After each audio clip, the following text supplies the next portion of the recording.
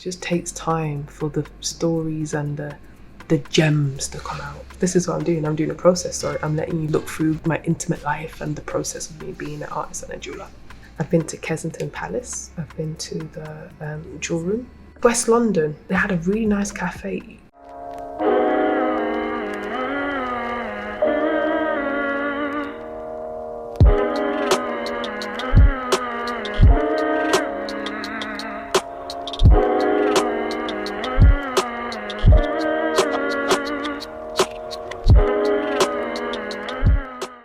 Hello y'all, welcome to the KLG Jewellery Diaries to see what I've been up to, because people always ask me and I just work so hard, so I just put it out there each week and document. And this has been inspired of, you know, me and my film work, what I do documentaries or create documentaries, and also inspired by Kanye West's documentary, which he's documenting his processes and what he's been doing like over 20 years ago. And I thought, wow, when I super blow as a jeweler or an artist, people are like, where did she come from? What does she do? Where did she start? And I'm like, the genesis, or not even the genesis, like this is probably 10 years in the making.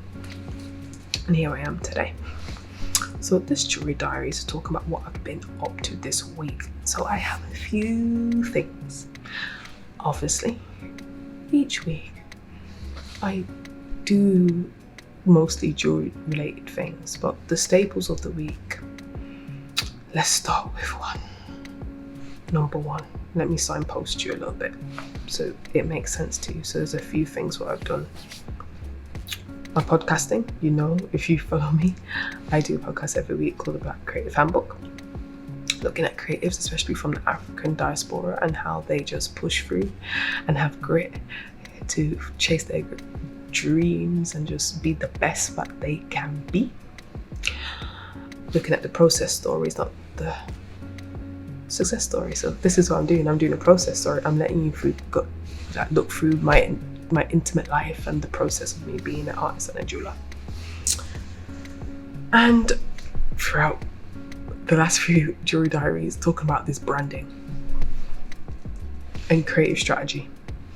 Let me tell you, because I was thinking to myself, why do big brands like Nike and have like 10 million like brand strategists, creative strategists, and why do they have so much people? You just do. It's not that easy. Like rebranding by yourself, being a one-woman show, it's not. Well, that's what you have to do. So I talked about that, and that is a staple what's been going on in my life, branding. I'm editing some footage.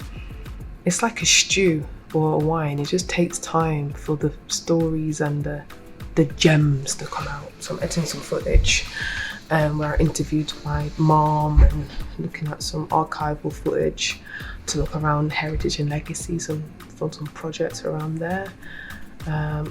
My jewelry shoot, which I did a couple of weeks ago, has been edited. He's put on a website. Yeah, those are the main things. Okay. Number one with the podcast. I'm doing a lot of mini episodes. I have recorded a few interview podcast episodes that is going on, but I just felt like let me just shake up the format a little bit and talk about what's going on in my life and give some reflections. I feel very reflective.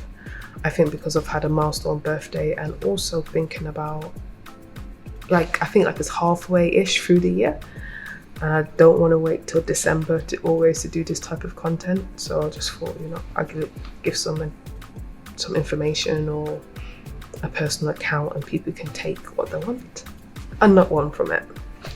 So that's been happening.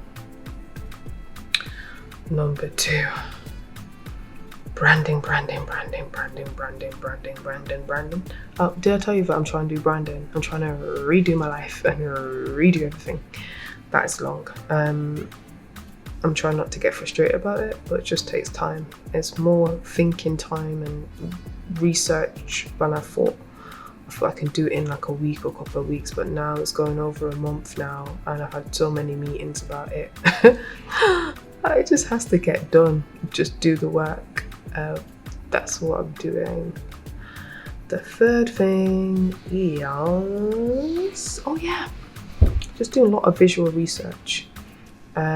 Research for different projects. So for instance, hopefully you see in the footage, I've been to Kensington Palace. I've been to the jewel room, which was very interesting. People, if they don't know, Kensington Palace is famous by Lady Diana, or the Princess Diana of Wales. I think she was a resident there, or had some resident near there.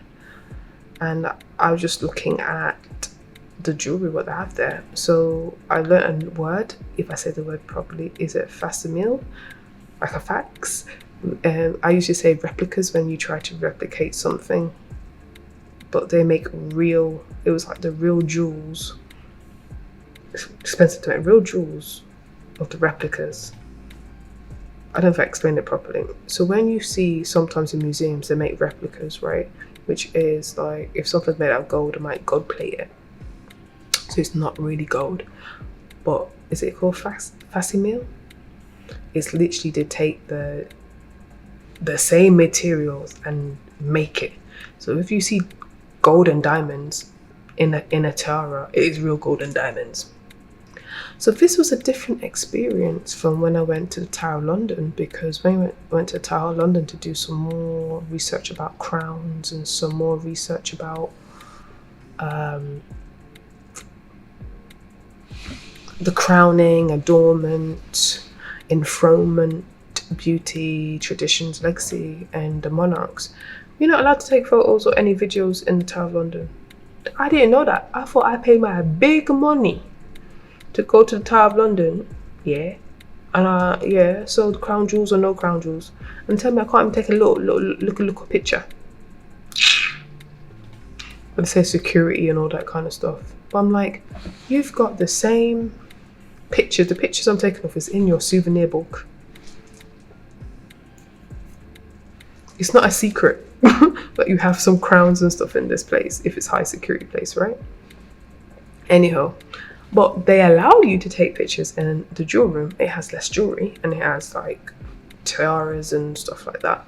So that was quite interesting. It's quite peaceful taking pictures, but you're not allowed to have flash. So in the footage you'll see still pictures. I don't think I was allowed to take video. So there you go. So hopefully that will come. The project will come into fruition soon. So I'm working on that. West London. Why is West London in my diary? It is because I haven't been to West London in a long time. I don't think I have no need to go to West London. I live in East London. I just come to Central and East London are my go-to places. So having some meetings about a possible activation in a shop or a cultural setting for KLG Jewellery. So that's exciting. So I'm working on that. I think that's coming around in September. So I'm working on that. And they had a really nice cafe. Sometimes I think West London people have some nice lives, you know. I love cafe culture. I think I should live in Paris a little bit. Like, I love just sitting down and just talking to people in cafes. And it's open, like a garden. The cafe got a garden. I can just sit there and just chat. It was amazing. So I had a good chat there. So it's been a very creative week. I feel like I cannot wait for jewelry in a year or two becomes a studio. I mean, like, not just doing fine jewelry, design fine jewelry, like I create things, like I'm doing installations, I'm multimedia. Cannot wait. Please help me speak into existence, and thank you for your support. I really appreciate you on my journey, and talk to you soon for the next jewelry diary.